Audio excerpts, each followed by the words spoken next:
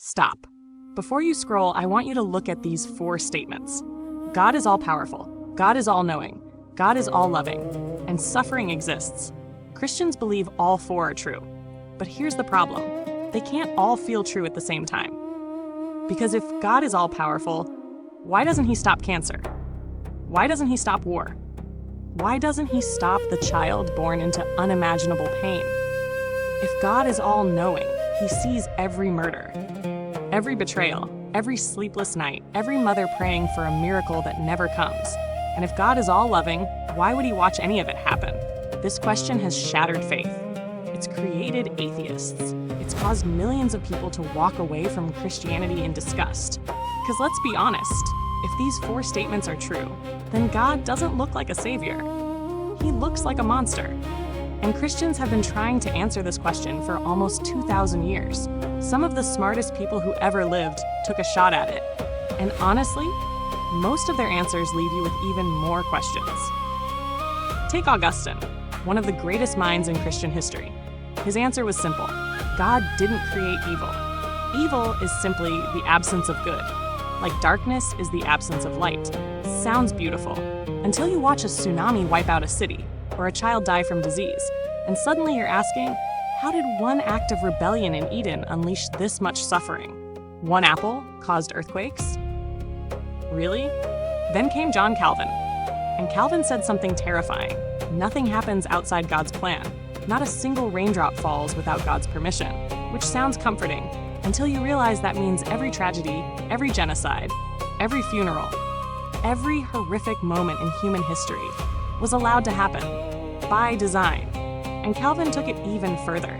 He believed some people were chosen for heaven and others for hell before they were even born. Imagine hearing that. Imagine being told, God made you, he loves you, and he created you knowing you'd suffer forever.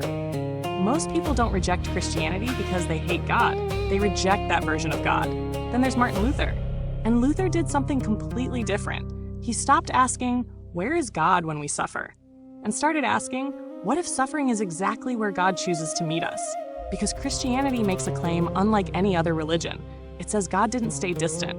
He entered the suffering. He became hungry, exhausted, rejected, betrayed, humiliated, and finally executed. Not as a king, not as a conqueror, but hanging naked beside criminals. God didn't explain suffering. He stepped into it.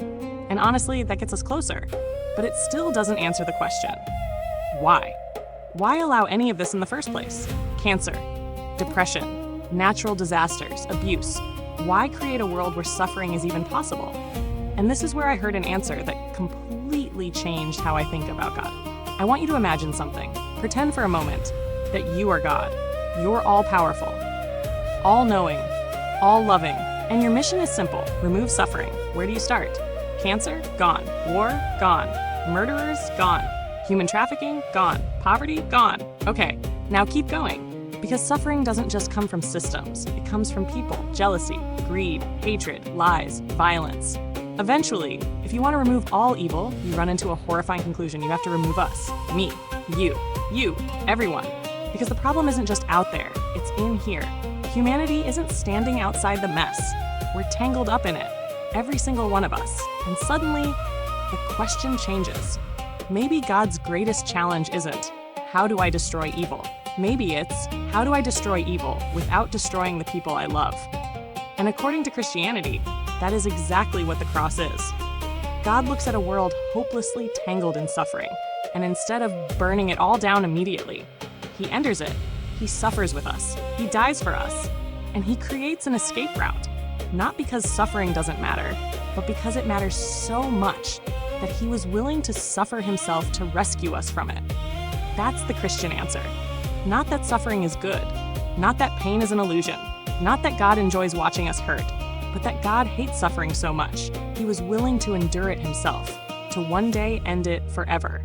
And maybe, just maybe, the reason he hasn't ended it yet is because he's waiting for one more person, one more skeptic, one more broken soul, to take the path he carved through the darkness, the path called Jesus,